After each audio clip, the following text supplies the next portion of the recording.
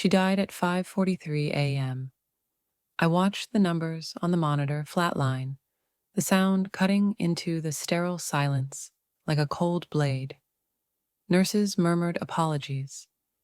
I nodded, didn't cry, just stood there, hands in my coat pockets, already calculating what time I'd need to leave the hospital to make it to work.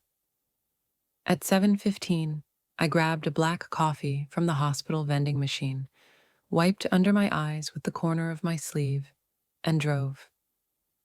No music, no tears, just the sound of tires on asphalt and the endless hum of what needed to be done.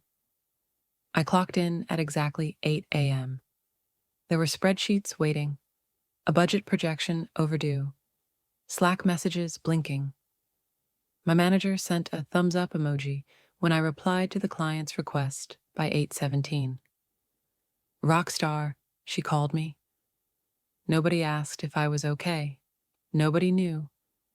Or maybe they didn't want to. Because in the kind of world we work in, showing up means you're fine. Silence means strength. Productivity is the best kind of grief. And the office? The office loves a clean tragedy, one that doesn't interrupt workflow. So I buried my mother. Not in a casket, but behind the glow of a screen. And I told myself, just make it to Friday. Then maybe I could fall apart in peace. The office was bright that morning. Too bright. Overhead fluorescents buzzing like they had something urgent to say. The hum of keyboards filled the air, broken only by the occasional fake laugh echoing from the break room. Someone passed me a muffin, said, "Glad to have you back," like I'd just come back from vacation.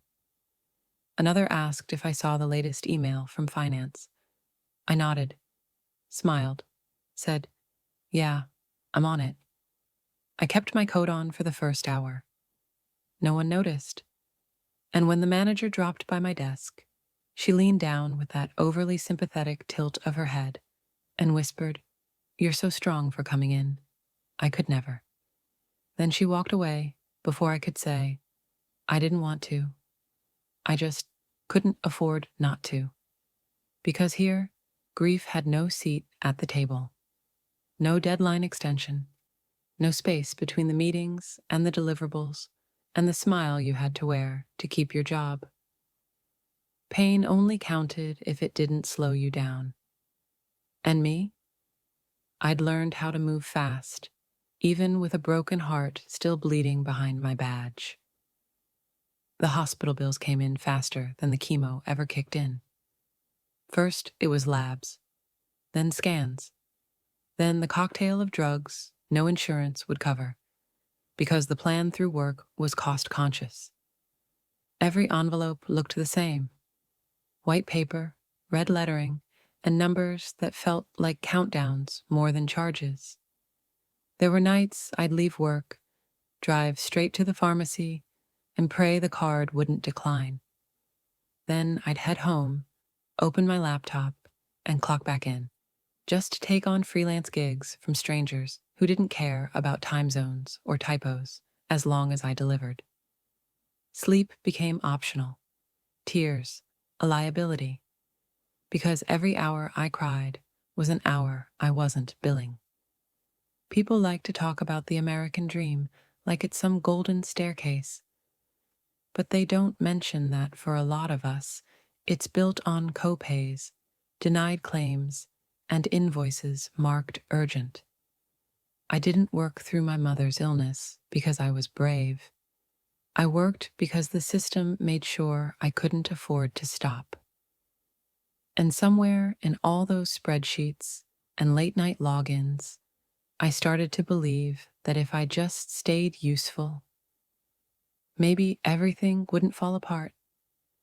Maybe I could hold the world together long enough for her to live. But dying has no grace period, and grief doesn't care if your shift starts at 9. There was no church service, no slideshow of old photos, no relatives flying in with casseroles and condolences, just a plastic bag from the hospice with her watch, her wedding ring, and the worn-out paperback she couldn't finish. I placed it all in a shoebox and slid it under my bed like something shameful. We couldn't afford a burial, not even cremation at first. So I made calls between Zoom meetings, held for hours with the state's aid office while filling out balance sheets for a client who complained his fourth quarter profits were disappointing. I faxed death certificates during my lunch break. I picked up her ashes on a Tuesday. They gave them to me in a matte black box. No flowers, no music, no goodbye. That night, I set the urn beside the router on the bookshelf.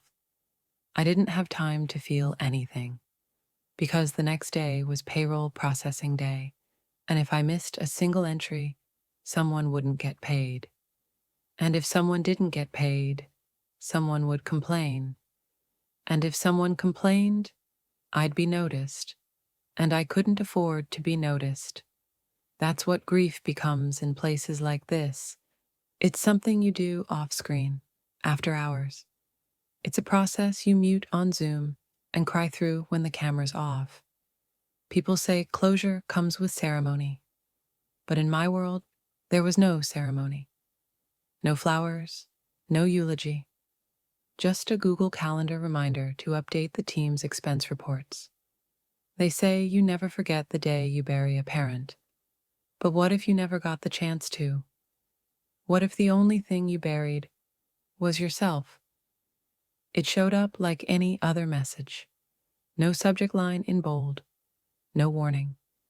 Just a quiet little notification at 9:12 a.m., tucked between calendar invites and software update alerts. Urgent. Transition planning. Please review. At first, I thought it was for someone else. Maybe a client turnover, or another department shuffling roles. But when I opened it, the words were so neat, so perfectly corporate, they didn't even feel real. Due to recent structural changes and the evolving needs of our business, your position has been selected for elimination effective immediately. Elimination, not terminated, not dismissed, just eliminated, like a typo or an error in a spreadsheet. The rest of the email was even colder. A pre-filled PDF, an invitation to a 15-minute offboarding call, a line that said, "We thank you for your contributions and wish you the best in your future endeavors." No call, no conversation, just a digital goodbye and an automated calendar link. I stared at the screen for a long time, then looked over at the urn on the shelf, still sitting beside the rotor, still unopened. 2 days ago, I lost the only family I had left. Now I was being laid off by a company that called me family for 5 years straight. Every Christmas party, every performance review, every empty word. And just like that, they cut me loose. No flowers, no goodbye, just another box to check. I used to think that showing up, no matter what, meant something. Like maybe, if I kept my head down, met every deadline, said yes more than no, someone would notice, someone would care. I worked through migraines, through holidays, through the night shift at the hospital when Mom couldn't sleep. I took my laptop to her chemo sessions, finishing reports while the IV beeped steadily in the background. My badge never blinked red. My inbox never overflowed. I never asked for a single extension, and I thought that made me safe. Safe from cuts. Safe from layoffs. Safe from being seen as expendable. Turns out, loyalty only matters until it's inconvenient. Because when companies talk about culture or team values, they don't mean compassion. They mean performance, optics, numbers. I wasn't let go because I did something wrong.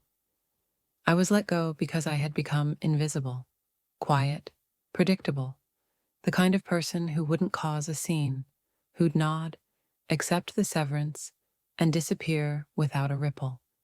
And that's the hardest part. Realizing you spent years offering your best self to people who only saw you as functional, disposable. I gave them everything I had left, and in return, they gave me silence.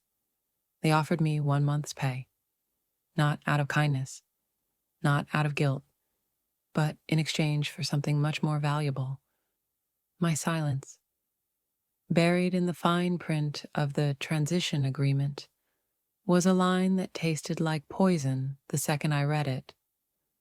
By signing below, you agree not to disclose the nature or circumstances of your termination to any external party, including but not limited to social media, press, or clients. In plain English, take the check, shut your mouth, don't make waves. They called it standard, said it was industry norm, but I knew what it really was: a muzzle disguised as mercy. Because nothing threatens a polished brand more than a real story with a real name attached. Especially one where grief isn't just personal, it's professional, systemic, profitable. They wanted me quiet, polite, gone, a clean cut, no headlines, no backlash, just a ghost in the HR database, filed under voluntary departure or restructuring. But the irony was unbearable. After everything I swallowed, every sacrifice I made, every part of myself I buried to keep the peace, now they were afraid of what might come out. The truth, it turns out, is only welcome when it fits the narrative, and mine didn't. The offboarding call lasted 7 minutes. Her voice, HR's, was soft, practiced, like she'd done this 100 times before, because she had. "We understand this may be a difficult transition," she said, like reading off a sympathy card no one signed. I didn't say much. I kept my camera off, just stared at the document on my screen. The severance agreement with my name typed neatly at the bottom, one click away from disappearing. "I just need to confirm. Do you intend to sign?" She said it gently, like it was a choice, like I had options, like survival didn't come with strings attached. The apartment rent was due in 9 days. The utility bill had a red stamp on the envelope. My bank account balance was low enough to make my chest tighten every time I tapped the app. And there it was. Freedom, if I stayed silent. A paycheck for pretending none of this ever happened. I almost said yes. I really did. But then I saw something just over the top of my laptop screen. The black box. The urn. Still sealed. Still sitting by the router. My mother's ashes, collecting dust beside last month's invoices. And I thought about every moment I had traded away. Every time I kept my voice small. Every time I put their needs before my own, believing it would protect me. It hadn't. So maybe silence wasn't safe anymore. Maybe silence was the very thing that had led me here. "I'll think about it," I finally said. But I already knew the answer. Not this time. There's a folder on my desktop I never named properly. Just 3 letters, WRK. Buried inside were screenshots, forwarded emails, Slack threads, meeting recordings I wasn't even sure I was allowed to keep. Not because I ever planned to use them, but because some part of me knew I might need the truth one day. Proof that I wasn't crazy, that I didn't imagine the pressure, the overtime, the praise followed by silence. One file was an email from 2 months ago. Subject line, "Grateful for your dedication." My manager had written, "You're holding everything together. I hope you know how valued you are." Next to that, a Teams chat, her asking me to take over for someone who went on leave. Another one, 2 weeks before Mom passed. "I know it's hard, but the client's demanding these numbers by Monday. You're the only one I trust to pull it off. And I did, every time. They said I was essential, until I wasn't. Said I was family, until I grieved like one. I sat there for a long time, scrolling. Every screenshot was a receipt. Every thread a brick in the quiet wall I'd built around myself. Trying to survive, trying to be small, trying to be easy. And for what? Now, for the first time, I had something more powerful than anger. I had records. I had context. I had clarity. And I wasn't going to waste any of it. It took me 3 days to write the post, not because I didn't know what to say, but because I wanted to make sure it sounded like a story, not a meltdown. I didn't name the company, didn't name my manager, didn't name myself. Just the truth, plain and heavy. The title read, "They told me I was family." Then they fired me 24 hours after my mother died. I hit upload at 1:42 a.m. The glow of the screen lit up my face, the only light in the apartment. At first, there was nothing. A few upvotes, a comment or two. But then it started to move. Quietly at first, then like a wave. People responded, dozens, then hundreds, then thousands.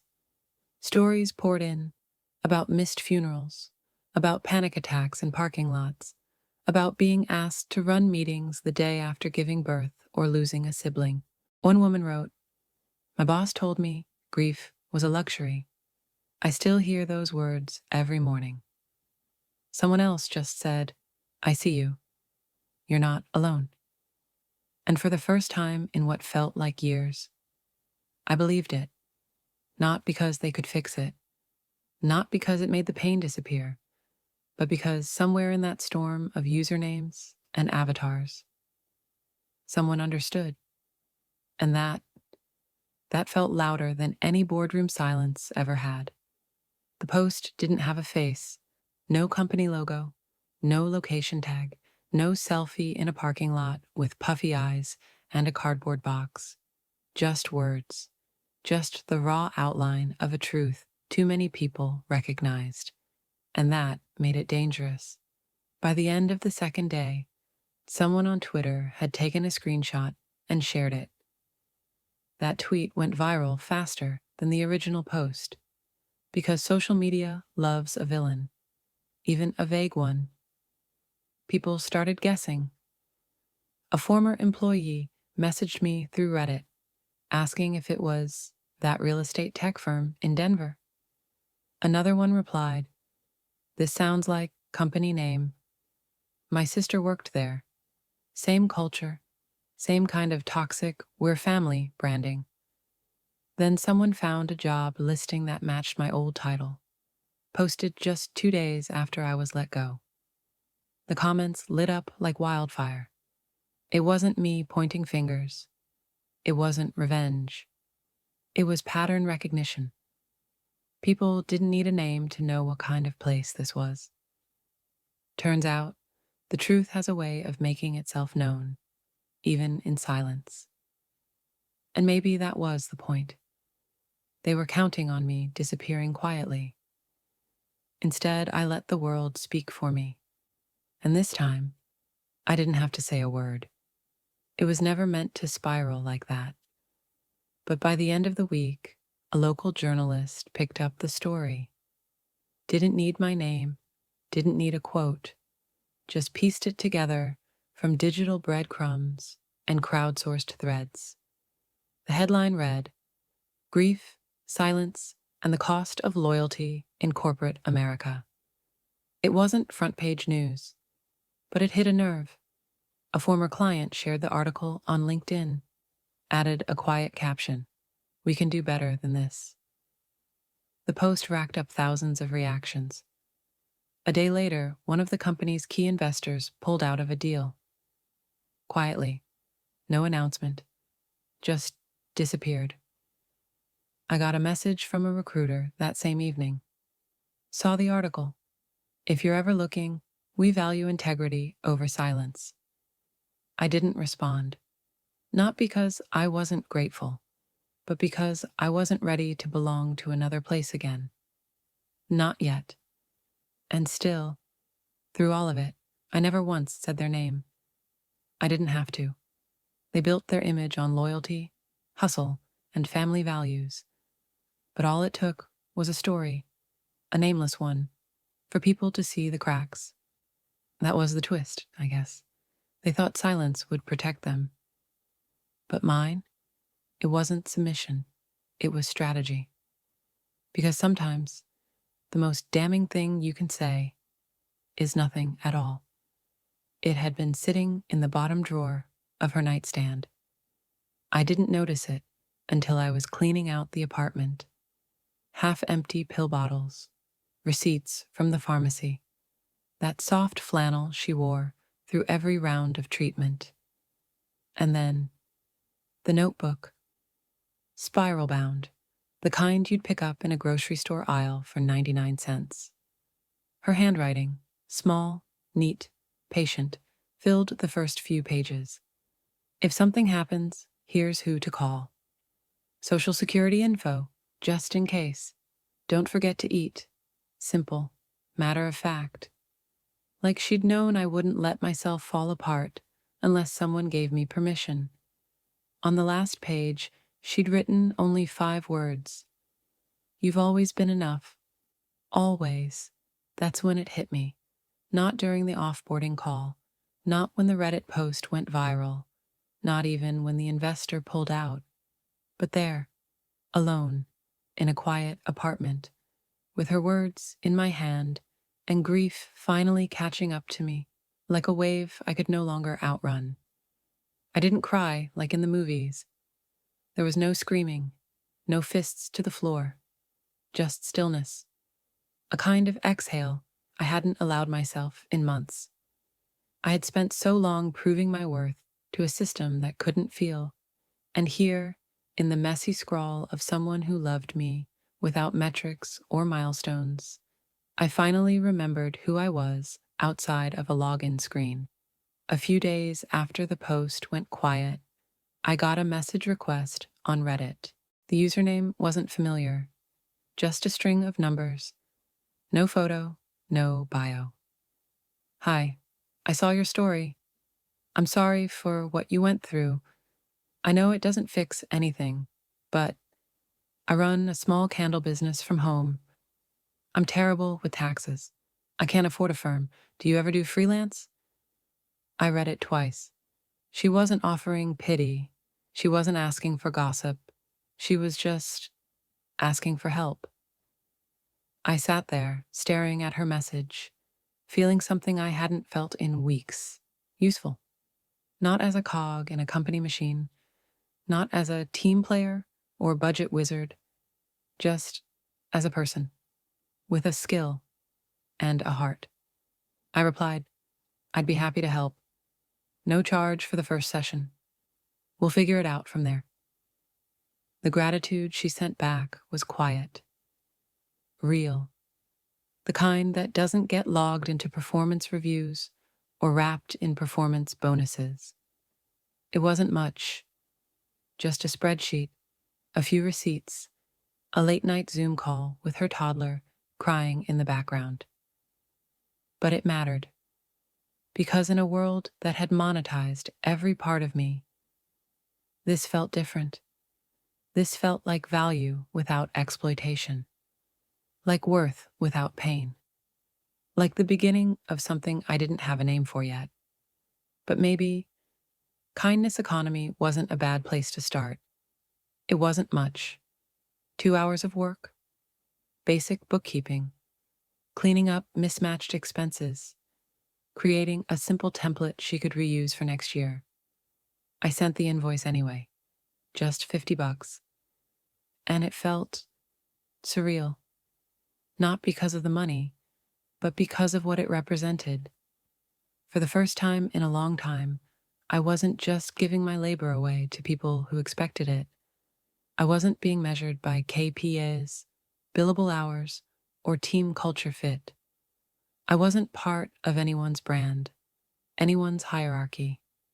I was just helping and getting paid fairly honestly, for the care I brought to something that mattered. When she replied, her message was full of typos and warmth. OMG, thank you, SM. This would have taken me 10 hours and 3 breakdowns, LOL. You're a lifesaver. I smiled. Actually smiled.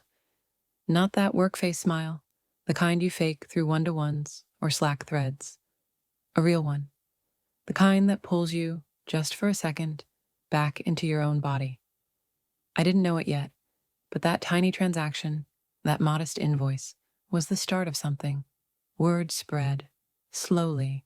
Moms who ran side hustles, gig workers too overwhelmed to navigate tax season, retired folks confused about deductions.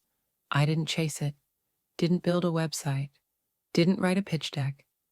I just kept showing up, quietly, honestly. And the weirdest part, without trying to be anyone's rock star or savior or team MVP, I finally started to feel like I mattered. Some nights were still hard. The fridge was mostly empty. I rationed coffee like it was gold. And rent was still a quiet monster, lurking behind every unopened envelope. I wasn't thriving. Not yet. But for the first time, I wasn't shrinking either. There was no office, no Monday meetings, no hollow performance reviews pretending to be mentorship. Just a secondhand desk, a lamp with a flickering bulb, and a list of people who trusted me. Not because I wore a badge, but because I listened. And that was enough. Grief never really leaves. It lingers in strange places. In the silence after a Zoom call. In the echo of laughter you want to share, but can't. In the automatic way your phone still tries to dial a number that no longer exists.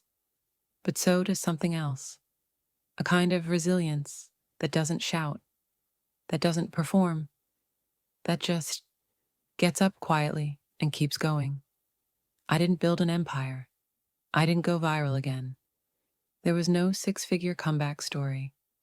But I had a life, one I was beginning to own, on my own terms, and if all I had left to build with were the ashes of what came before, then so be it. Because I'd rather build something honest from the ground up than spend one more day surviving inside a lie. The email came in on a Tuesday. No subject line in all caps this time. No attached documents. Just a short, polite note from someone I hadn't heard from since the layoff. Hope you're well. There have been some recent changes internally. If you're open to it, we'd love to reconnect. Let us know if you'd consider returning. I stared at it for a while. There was no apology, no acknowledgement of what had happened, just an offer, wrapped in vague optimism and corporate pleasantries. Maybe they thought I missed the structure. Maybe they assumed I'd be flattered. Maybe they just needed someone reliable again and knew where to find me. But the truth is, I did miss something. Not the meetings, not the deadlines, not the performative kindness that disappeared the moment life got too messy. What I missed was being seen, fully, without condition, without needing to earn it by bleeding at my desk. And they couldn't offer that. Not then, not now. So I didn't reply, not because I was angry, but because I'd finally learned that silence can be a boundary too. And this time, it belonged to me. There was no grand finale, no viral post this time, no camera crew waiting outside my door, no strangers clapping me on the back saying, "You showed them." Just a quiet Tuesday, a beam of afternoon sunlight cutting across my living room, a fresh invoice sent, a payment received, dinner warming on the stove. That was it. That was the win. Not revenge, not public redemption, just peace. It took me months to realize I didn't need my pain to be witnessed by the people who caused it. That healing didn't always look like fire and fury. It could look like stillness, like survival, like soft mornings where no one demanded anything from me.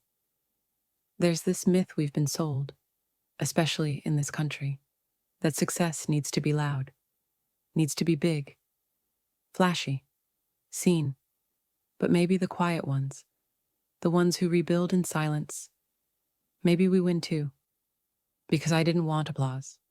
I just wanted a life that didn't require me to constantly prove I deserved to be in it. And now, I have that.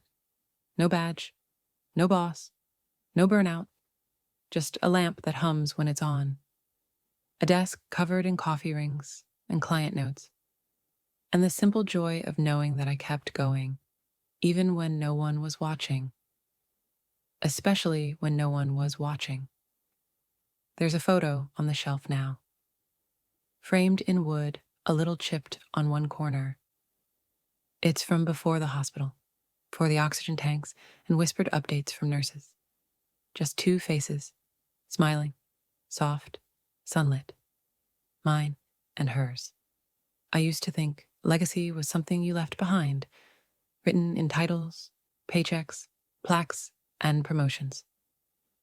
But that picture, that's not legacy. Legacy is what stays when the noise stops, when no one's looking, when you're not fighting to prove anything anymore. She never owned a business, never got a degree. She worked night shifts, wore off-brand sneakers until the soles gave out, and clipped coupons like scripture. But when things fell apart, her words were still holding me up. Her notebook, her lists, her love. And that made me wonder, what am I leaving behind? What matters when the company forgets your name, when the systems reset, when the badges get reassigned?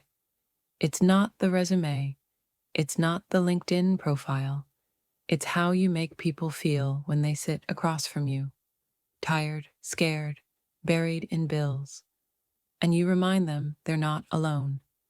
That's the work that lasts. That's the kind of impact they can't take away. No matter how many NDAs they write, no matter how quiet they expect you to be. Because real legacy doesn't come from being seen. It comes from being there. If you've ever swallowed your pain just to keep a paycheck, if you've ever shown up when your world was falling apart, because you were afraid of what would happen if you didn't, I see you. This story, it isn't just mine. It belongs to anyone who's ever chosen silence to survive. Anyone who's been told that grief is weakness, that boundaries are a liability, that loyalty should be unconditional, even when it's not returned. So let me ask you something.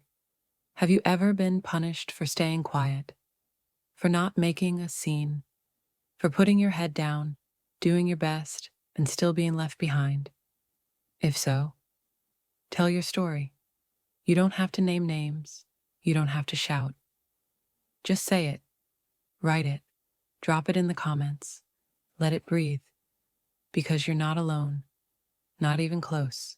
And if this hit something in you, if it made you pause, made you remember, made you feel seen for the first time in a long time, then share it.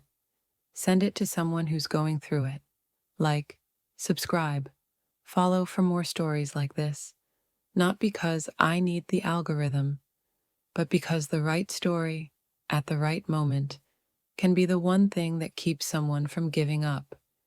And maybe today, that story was this one.